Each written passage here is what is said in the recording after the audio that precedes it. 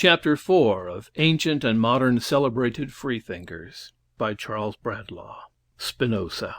Baruch Spinoza, or Espinosa, better known under the name of Benedict Spinoza, as rendered by himself in the Latin language, was born at Amsterdam, in Holland, on the 24th of November, 1632. There is some uncertainty as to this date, as there are several dates fixed by different authors, both for his birth and death, but we have adopted the biography given by Dr. C.H. Bruder in the preface to his edition of Spinoza's works. His parents were Jews of the middle or perhaps somewhat humbler class. His father was originally a Spanish merchant, who, to escape persecution, had emigrated to Holland. Although the life of our great philosopher is one full of interesting incidents, and deserves to be treated fully, we have but room to give a very brief sketch, referring our readers who may wish to learn more of Spinoza's life to Lewis's Biographical History of Philosophy, Westminster Review No. 77, and Encyclopedia Britannica, page 144. His doctrines we will let speak for themselves in his own words, trusting thereby to give the reader an opportunity of knowing who and what Spinoza really was. One man shrinks with horror from him as an atheist. Voltaire says that he was an atheist and taught atheism. Another calls him a God-intoxicated man. We present him a mighty thinker, a master mind, a noble, fearless utterer of free and noble thoughts, a hard-working, honest, independent man, as one who, 2 centuries ago, gave forth to the world a series of thinkings which have crushed, with resistless force, the theological shell in the center of which the priests hide the kernel, truth. Spinoza appears in his boyhood to have been an apt scholar, and to have rapidly mastered the tasks set him by his teachers. Full of rabbinical lore, he won the admiration of the Rabbi Moses Mortira, but the pupil rose higher than his master, and attempted to solve problems which the learned rabbis were content to reverence as mysteries not capable of solution.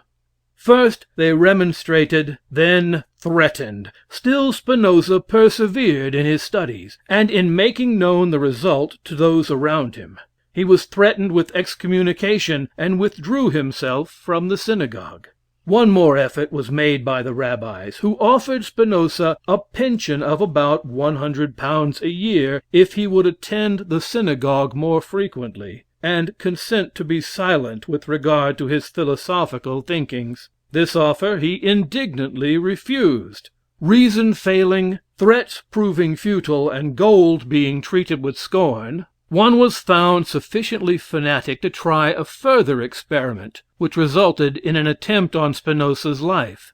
The knife, however, luckily missed its aim, and our hero escaped. At last, in the year 1660, Spinoza, being then 28 years of age, was solemnly excommunicated from the synagogue. His friends and relations shut their doors against him. An outcast from the home of his youth, he gained a humble livelihood by polishing glasses for microscopes, telescopes, etc., at which he was very expert. While thus acquiring by his own handiwork the means of subsistence, he was studying hard, devoting every possible hour to philosophical research. Spinoza became master of the Dutch, Hebrew, German, Spanish, Portuguese, and Latin languages, the latter of which he acquired in the house of one Francis van den Ende, from whom it is more than probable he received as much instruction in atheism as in Latin. Spinoza only appears to have once fallen in love, and this was with van den Ende's daughter, who was herself a good linguist, and who gave Spinoza instruction in Latin. She, however, although willing to be his instructress and companion in a philological path, declined to accept his love, and thus Spinoza was left to philosophy alone. After his excommunication, he retired to Rijnsburg, near the city of Leyden in Holland, and there studied the works of Descartes. 3 years afterwards, he published an abridgment of the Meditations of the great father of philosophy, which created a profound sensation. In an appendix to this abridgment were contained the germs of those thinkings in which the pupil outdid the master, and the student progressed beyond the philosopher. In the month of June, 1664, Spinoza moved to Woerburg, a small village near the Hague, where he was visited by persons from different parts, attracted by his fame as a philosopher, and at last, after many solicitations, he came to the Hague, and resided there altogether. In 1670 he published his Tractus Theologico Politicus. This raised him a host of opponents. Many writers rushed, eager for the fray, to tilt with the poor Dutch Jew. His book was officially condemned and forbidden, and a host of refutations were circulated against it. In spite of the condemnation, it has outlived the refutations. Spinoza died on the 21st or 22nd of February, 1677, in his 45th year, and was buried on the 25th of February at the Hague.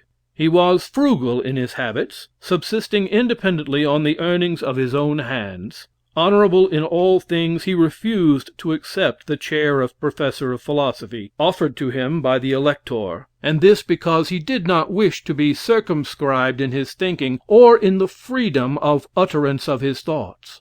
He also refused a pension offered to him by Louis XIV, saying that he had no intention of dedicating anything to that monarch. The following is a list of Spinoza's works: Principiorum Philosophiis René Descartes, Tractatus Theologico Politicus, Ethica, Tractatus Politicus, De Emendatione Intellectus, Epistolae, Grammaticus Hebraeae, etc. There are also several spurious works ascribed to Spinoza. The Tractatus Politicus has been translated into English by William McCall, who seems fully to appreciate the greatness of the philosopher, although he will not admit the usefulness of Spinoza's logic. McCall does not see the utility of that very logic which compelled him to admit Spinoza's truth. We are not aware of any other translation of Spinoza's works, except that of a small portion of his Ethica by Lewis. This work, which was originally published in 1677, commenced with 8 definitions, which, together with the following axioms and propositions, were reprinted from the Westminster Review in the Library of Reason. Definitions. 1. By cause of itself, I understand that the essence of which involves existence, or that the nature of which can only be considered as existence. 2. A thing finite is that which can be limited, terminare potest, by another thing of the same nature. Ergo, body is said to be finite because it can always be conceived as larger. So thought is limited by other thoughts. But body does not limit thought, nor thought limit body. 3. By substance I understand that which is in itself, and is conceived per se, that is, the conception of which does not require the conception of anything else as antecedent to it. 4. By attribute, I understand that which the mind perceives as constituting the very essence of substance. 5. By modes, I understand the accidents, affections, of substance, or that which is in something else, through which it is also conceived. 6. By God I understand the being absolutely infinite, that is, the substance consisting of infinite attributes, each of which expresses an infinite and eternal essence. Explication. I say absolutely infinite, but not in suo genere. For to whatever is infinite, but not in suo genere, we can deny infinite attributes. But that which is absolutely infinite to its essence pertains everything which implies essence, and involves no negation. 7. That thing is said to be free which exists by the sole necessity of its nature, and by itself alone is determined to action. But that is necessary, or rather constrained, which owes its existence to another, and acts according to certain and determinate causes. 8. By eternity, I understand existence itself, in as far as it is conceived necessarily to follow from the sole definition of an eternal thing. Axioms. 1.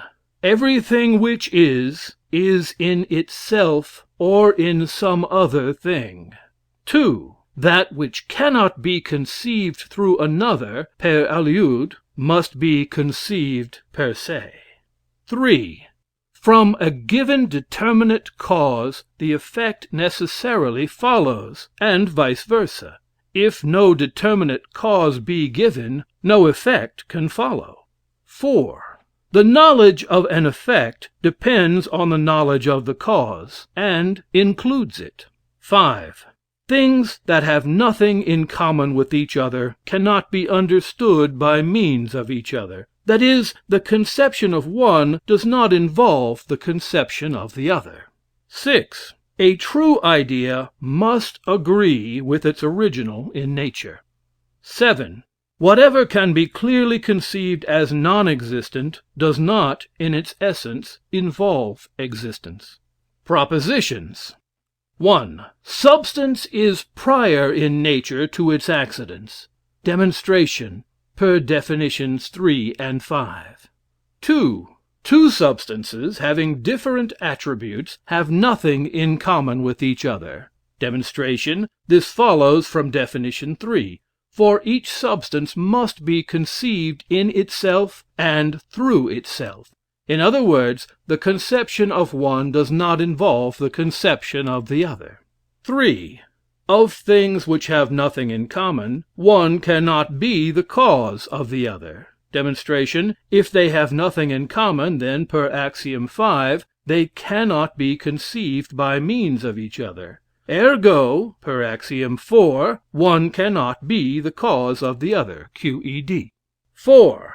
Two or more distinct things are distinguished among themselves either through the diversity of their attributes or through that of their modes.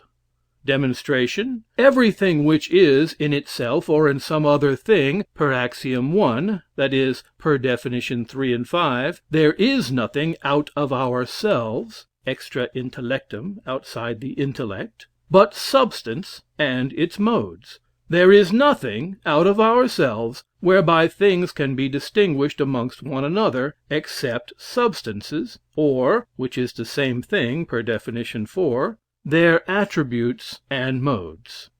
5. It is impossible that there should be two or more substances of the same nature or of the same attributes.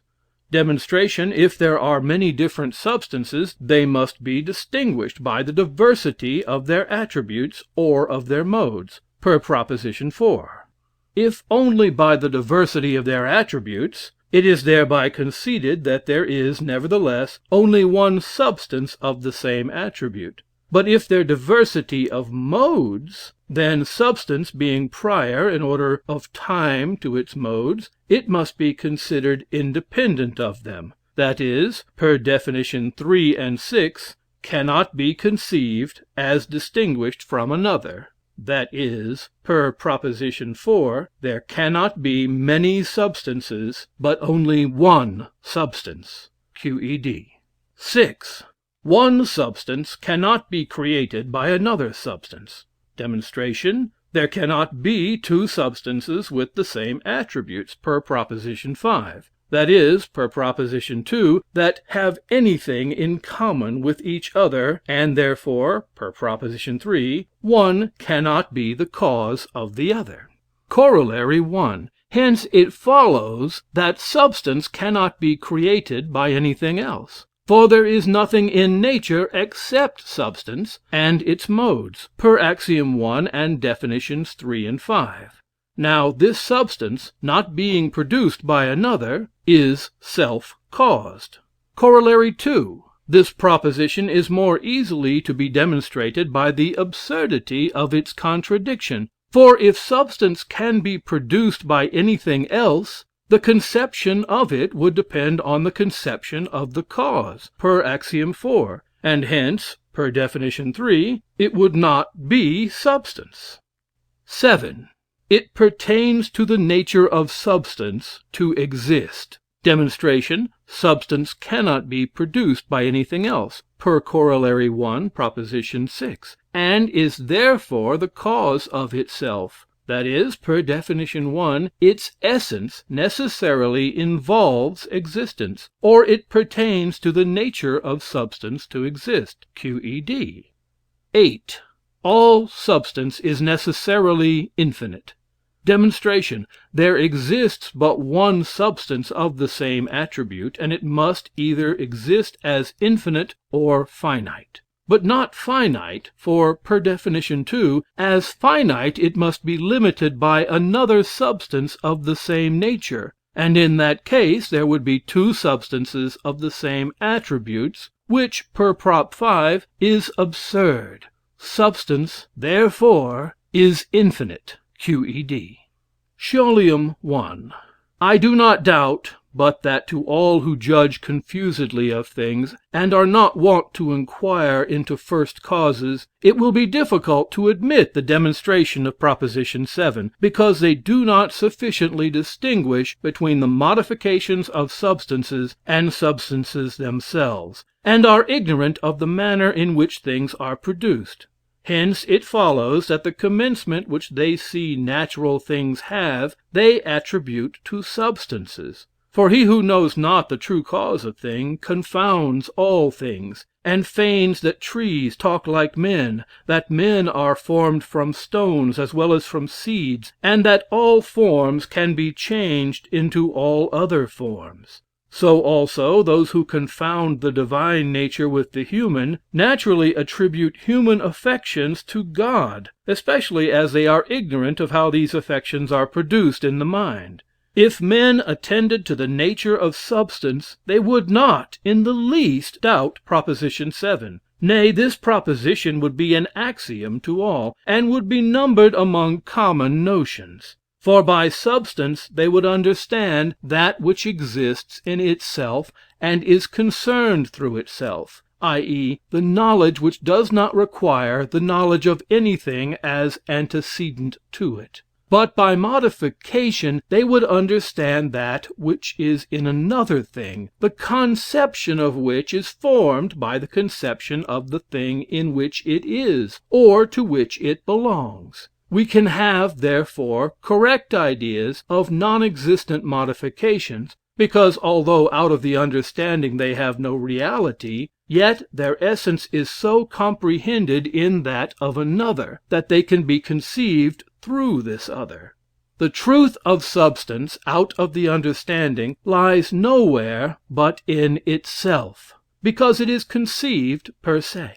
If therefore any one says he has a clear idea of substance, and yet doubt whether such substance exist, this would be as much as to say that he has a true idea, and nevertheless doubts whether it be not false, as a little attention sufficiently manifests.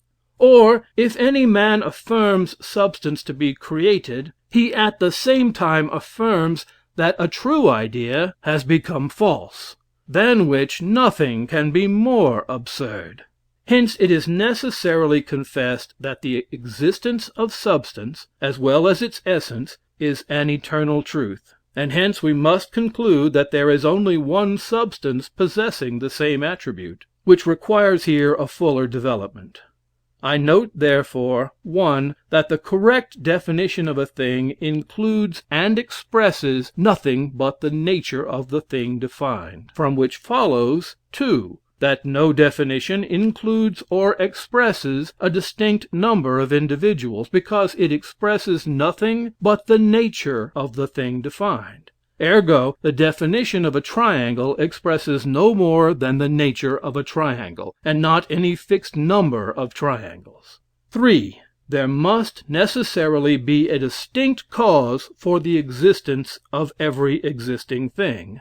4. This cause, by reason of which anything exists, must either be contained in the nature and definition of the existing thing, viz., that it pertains to its nature to exist, or else must be beyond it, must be something different from it. As therefore it pertains to the nature of substance to exist, so must its definition include a necessary existence, and consequently from its sole definition we must conclude its existence. But as from its definition, as already shown in notes 2 and 3, it is not possible to conclude the existence of many substances, ergo it necessarily follows that only one substance of the same nature can exist. It will be necessary for the reader to remember that Spinoza commenced his philosophical studies at the same point with Descartes. Both recognized existence as the primal fact, self-evident and indisputable. But while Descartes had in some manner fashioned a quality, God and God-created substance, Spinoza only found one substance, the definition of which included existence. By his fourth proposition, of things which have nothing in common, one cannot be the cause of the other, he destroyed the creation theory, because by that theory God is assumed to be a spirit having nothing in common with matter, yet acting on matter.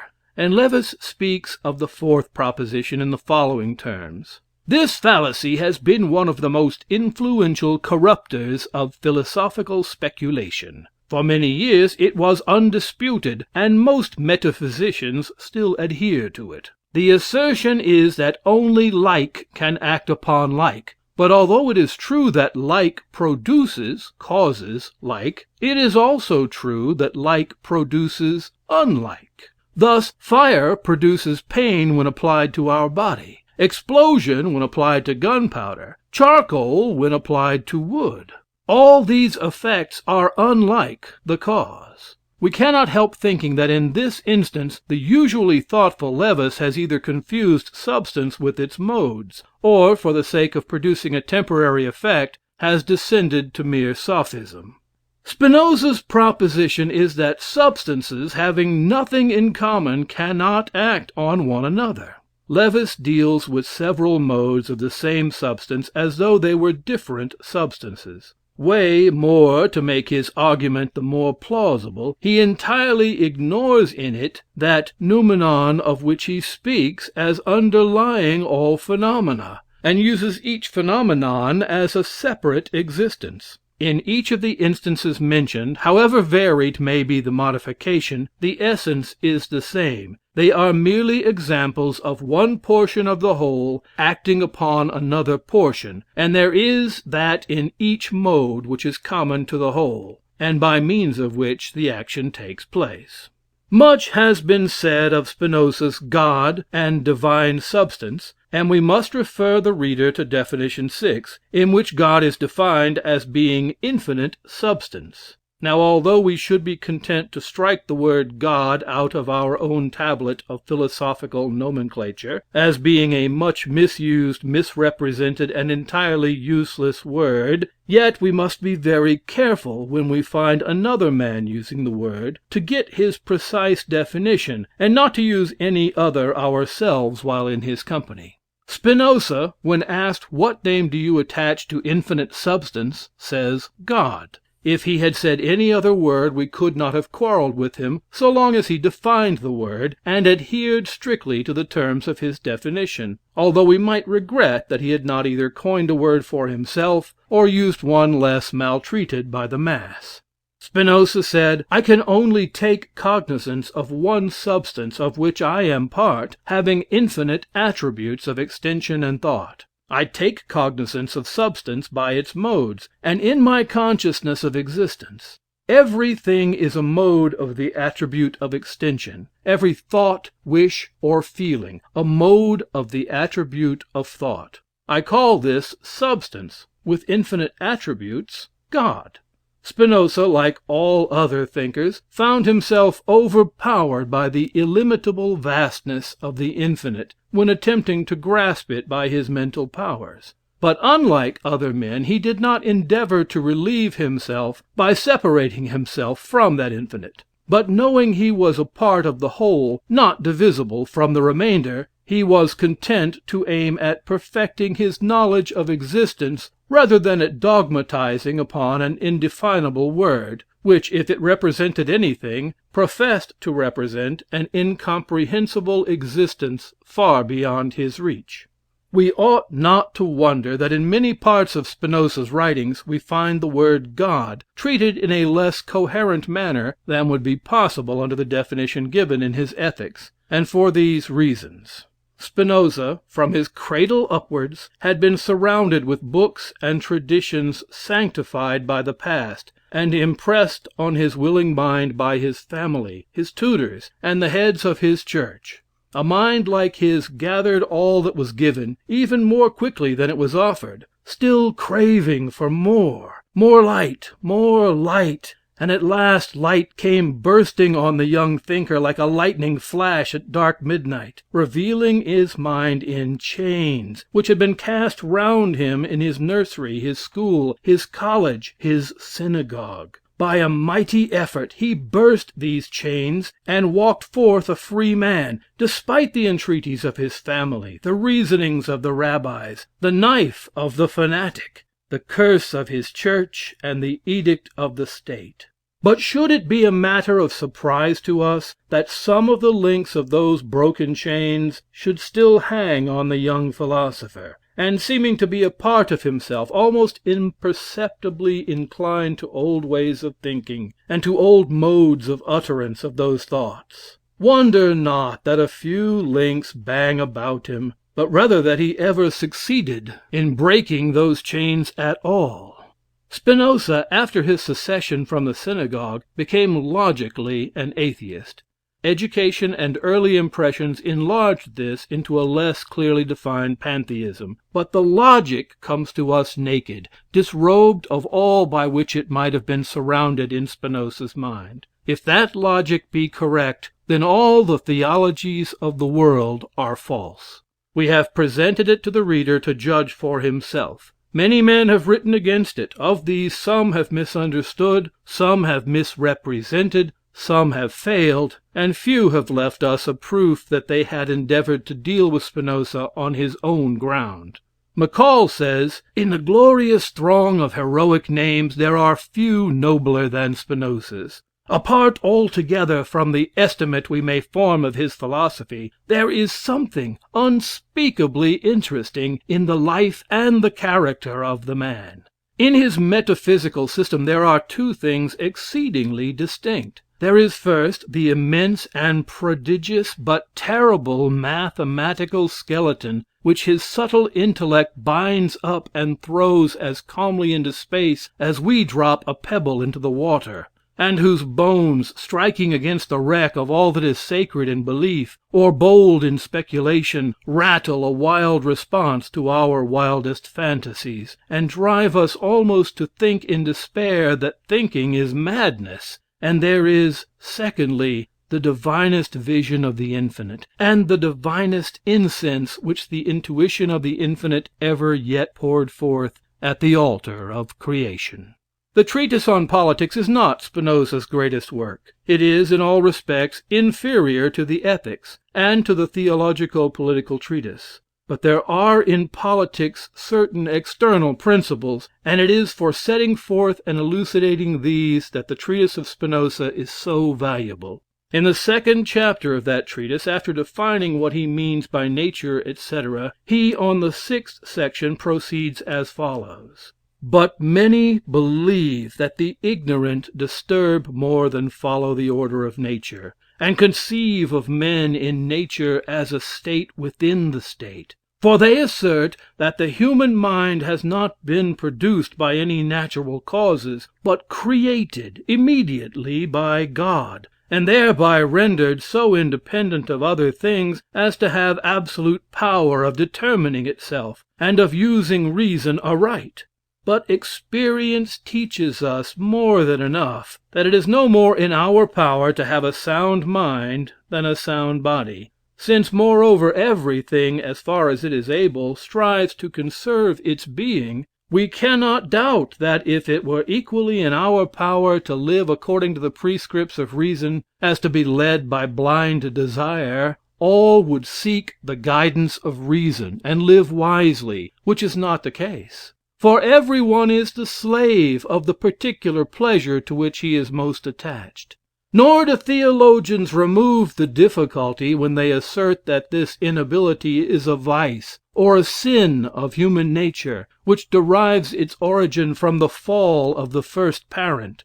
For if it was in the power of the first man to stand rather than to fall, and if he was sound in faculty and had perfect control over his own mind, how did it happen that he, the wise and prudent, fell? But they say he was deceived and tempted by the devil. But who was it that led astray and tempted the devil himself? Who, I ask, rendered this, the most excellent of intelligent creatures, so mad that he wished to be greater than God? Could he render himself thus mad, he who had a sane mind, and strove as much as in him lay to conserve his being? How, moreover, could it happen that the first man, in possession of his entire mental faculties, and master of his will, should be both open to temptation, and suffer himself to be robbed of his mind?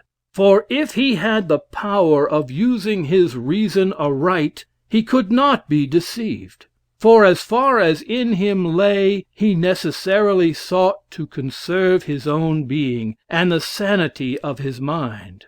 But it is supposed that he had this in his power. Therefore, he necessarily conserved his sane mind, neither could he be deceived, which is evidently false from his history, and consequently it must be granted that it was not in the power of the first person to use reason aright, but that he, like us, was subject to passions.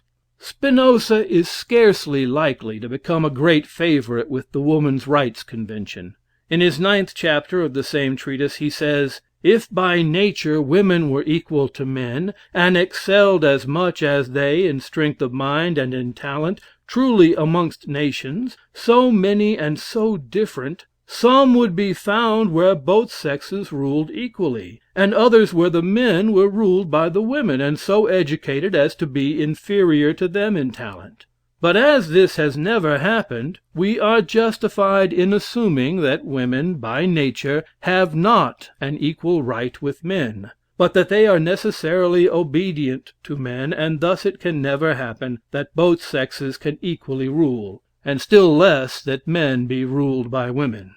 Levis, in his 7th chapter on modern philosophy, thus sums up Spinoza's teachings and their result. He says, "The doctrine of Spinoza was of great importance, if for nothing more than having brought about the first crisis in modern philosophy. His doctrine was so clearly stated, and so rigorously deduced from admitted premises, that he brought philosophy into this dilemma. Either my premises are correct, or we must admit that every clear and distinct idea is absolutely true, true not only subjectively, but objectively. If so, my objection is true. Or my premises are false. The voice of consciousness is not the voice of truth. And if so, then is my system false, but all philosophy is impossible, since the only ground of certitude, our consciousness, is pronounced unstable, and our only means of knowing the truth is pronounced fallacious. Spinozism or skepticism, choose between them, for you have no other choice." Mankind refused, however, to make a choice. If the principles which Descartes had established could have no other result than Spinozism, it was worth while inquiring whether those principles might not themselves be modified. The ground of discussion was shifted. Psychology took the place of ontology. It was Descartes' theory of knowledge which led to Spinozism. That theory must therefore be examined. That theory becomes the great subject of discussion. Before deciding upon the merits of any system which embraced the great questions of creation, the deity, immortality, etc., men saw that it was necessary to decide upon the competency of the human mind to solve such problems. All knowledge must be obtained either through experience or independent of experience. Knowledge dependent on experience must necessarily be merely knowledge of phenomena. All are agreed that experience can only be experience of ourselves as modified by objects. All are agreed that to know things, per se, noumena, we must know them through some other channel than experience. Have we, or have we not, that other channel? This is the problem.